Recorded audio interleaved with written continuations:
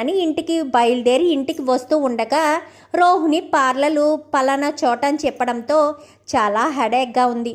ఎలాగా రోహిణి ఇంట్లో ఇక్కడే కదా ఉంటుంది, రోహిణి దగ్గరికి వెళ్ళి హెడ్ మసాజ్ చేయించుకుంటే బాగుంటుందేమో అని చెప్పి పార్లర్ దగ్గరికి వస్తుంది. వచ్చేసరికి అప్పటికి రోహిణి ఉండదు. రోహిణి మీ మేడం లేరా అని చెప్పాను, కానీ మా మేడం ఈ బ్రాంచ్లో ఉండరు మేడం, వేరొక చోట ఉంటారు అని చెప్పనేసరికి వేరొక చోట అంటే రోహిణికి వేరే బ్రాంచ్ కూడా ఉందా అని చెప్పని తను మనసులో అనుకోవడం మానేసి బయటకు అనేసరికి రోహిణికి మా మేడం కాదు మేడం, రోహిణి ఇక్కడ పనిచేసే అమ్మాయి మాత్రమే అని చెప్పాను. కానీ అదేంటి ఈ పార్లర్ తనదే కదా అని చెప్పాను. కానీ ఈ పార్లర్ ఒకప్పుడు తనదే, కానీ కొన్ని నెలల క్రితం మా మేడంకి అమ్మేశారు. క్వీన్స్ పార్లర్ మేడమే ఈ పార్లర్ తీసుకున్నారు. మీరు బోర్డు చూడలేదా అని చెప్పనేసరికి బోర్డు హడావిడిలో చూసుకోలేదు, పార్లర్ ఇదే కదా అని చెప్పి వచ్చేసాను అని చెప్పనేసరికి లేదు మేడం, పార్లర్ ఆల్రెడీ అమ్మేశారు అని చెప్పాను. కానీ అవునా సర్లే అని చెప్పి ఇంకా హెడ్ మసాజ్ చేయమని చెప్పి హెడ్ మసాజ్ చేయించుకుని ఇలా బయటకు వచ్చేసరికి విద్య కాస్త అప్పుడే రోహిణికి ఫోన్ చేస్తుంది. ఎక్కడున్నావే రోహిణి, మీ అమ్మ మీ కొడుకు వచ్చారు అని చెప్పి విద్య కాస్త ఫోన్ మాట్లాడుతుంది. రోహిణి అంటే తనే కదా, మరి అమ్మ కొడుకు వచ్చారని మాట్లాడుతుంది అని చెప్పి అనుకుంటూ ఉండగానే తనెవరు అని చెప్పాను. కానీ అదే మీరు ఇందాక రోహిణి అని చెప్పారు కదా, వాళ్ళ ఫ్రెండు అని చెప్పనేసరికి అవునా సరే ఈవిని ఫాలో అయితే అమ్మ ఏంటో కొడుకు ఏంటో అన్న విషయం తెలుస్తుంది కదా అని ఇంకా తన వెనకాల ఫాలో అవుతుంది. ఇక్కడ శృతి ఎవరన్న విషయం విద్యకు తెలియదు, ఎందుకంటే విద్య శృతిని చూడలేదు, శృతి ఎవరో రవి వాళ్ళ భార్య అని విద్య తెలియక నార్మల్గానే ఫాలో అవుతుంది. ఫాలో అయ్యి వెళ్ళేసరికి బస్ స్టాండ్లో ఉంటారు వాళ్ళు. బస్ స్టాండ్లో వాళ్ళతో మాట్లాడుతుండగా మరొక పక్క నుంచి రోహిణి వస్తుంది. రోహిణి వచ్చేసరికి అత్త అంటూ గట్టిగా పట్టుకుంటాడు. అదేంటి అమ్మ అన్నారు అత్త అని పిలుస్తున్నాడు అనుకుంటూనే, అంటే మొహానికి స్కార్ఫ్ కట్టుకోవడంతో గుర్తుపట్టరు రోహిణి, వీళ్ళెవరు కూడా చూసుకోరు. ఇంకా అంతా కలిసి ఒక క్యాబ్ బుక్ చేసుకుని విద్య వాళ్ళ రూమ్ దగ్గరికి వెళ్ళిపోతారు.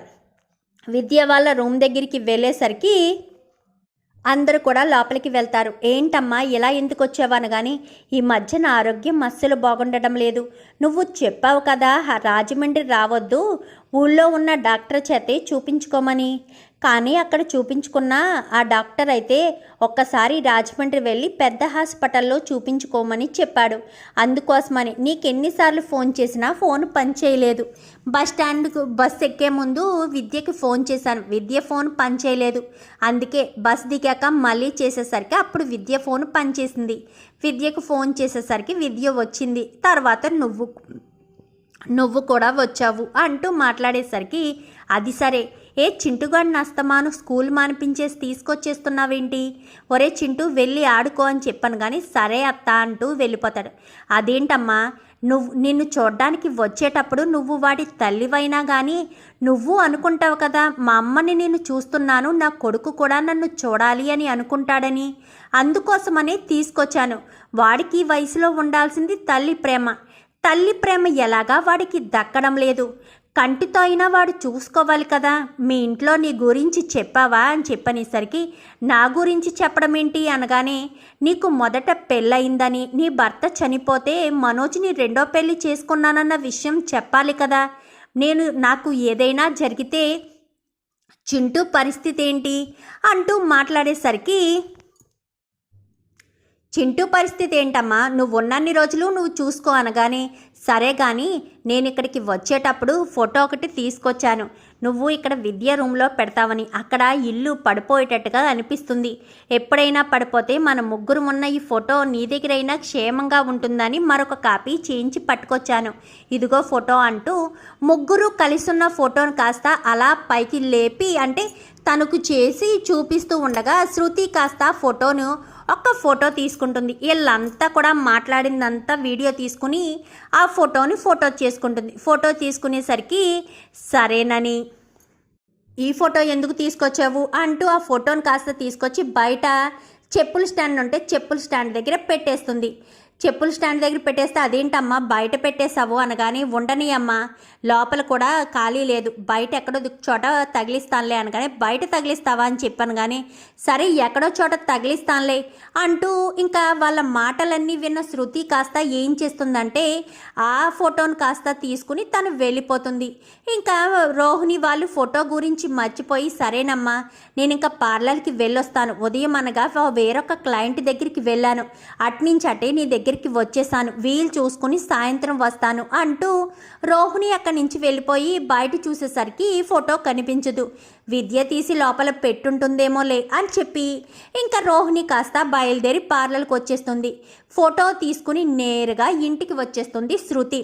ఇంకా అలా రావడంతో ఆంటీ మీరు ఏం చేస్తున్నారు అని చెప్పాను. కానీ ఏమ్మా శృతి నీకేమైనా కావాలా అని చెప్పాను. కానీ ఏమీ లేదాంటీ, రోహిణి వచ్చాక ఒక్కసారి నన్ను పిలుస్తారా, మీకొకటి చూపించాలి అంటూ మాట్లాడేసరికి ఏం చూపిస్తావమ్మా అనగాని రోహిణి వచ్చాకనే చూపిస్తాను ఆంటీ అంటూ శృతి కాస్త వెళ్ళిపోతుంది. ఇంతకీ రోహిణి వచ్చాక ఈ పిల్ల ఏం చూపిస్తుంది?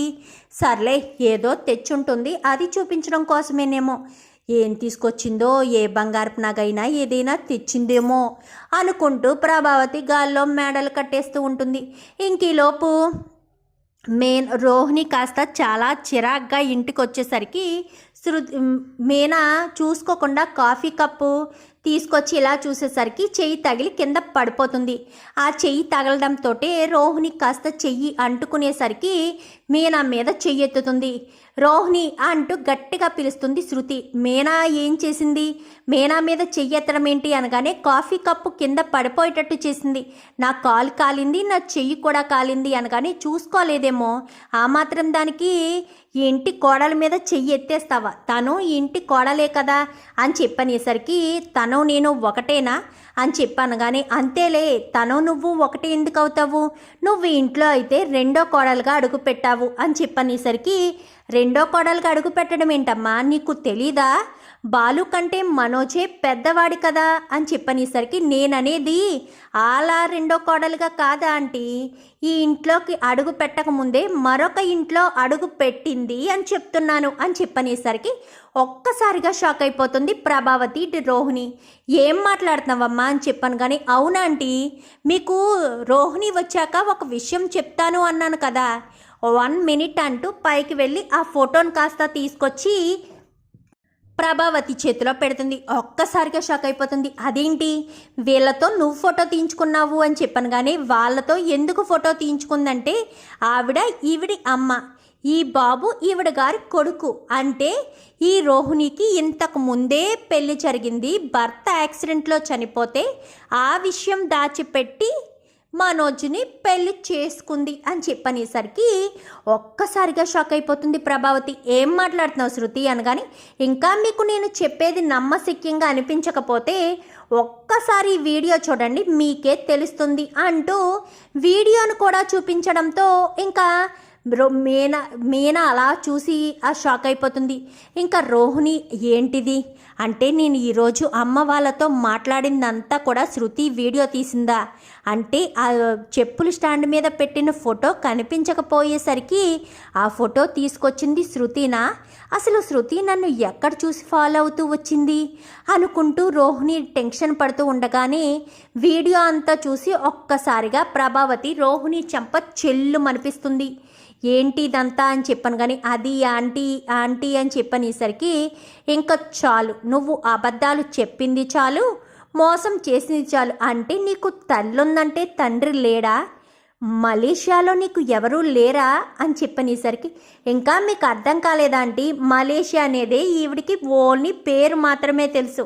నేను అప్పటికి 1-2 సార్లు అడిగాను, మలేషియాలో మీ నాన్నగారు ఏ ఏరియాలో ఉంటారు, ఎక్కడ ఉంటారు అని అన్నీ అడిగితే ఊరు పేరు చెప్పలేదు, ఏరియా పేరు చెప్పలేదు, ఏ విషయం చెప్పలేదు.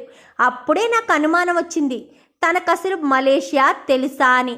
పుట్టి పెరిగింది మలేషియాలో అయినప్పుడు ఎందుకు తెలియదంటే మాత్రం మీరు ఆలోచించలేకపోయారు అంటూ ఇంకా శృతి రోహిణి నిజ స్వరూపాన్ని బయట పెట్టేసరికి రోహిణికి ఏం చేయాలో అర్థం కాదు. చూద్దాం మరి రాబోయే ఎపిసోడ్స్లో ఇలాగే జరగాలని మీరు కూడా కోరుకుంటే వీడియో నచ్చితే లైక్ చేయండి, ఛానల్ని సబ్స్క్రైబ్ చేసుకోండి. పక్కనే ఉన్న బెల్ సింబల్లో ఆల్ పై క్లిక్ చేయండి. ఎలా చేయడం వల్ల అందరికంటే ముందుగా చూడవచ్చు.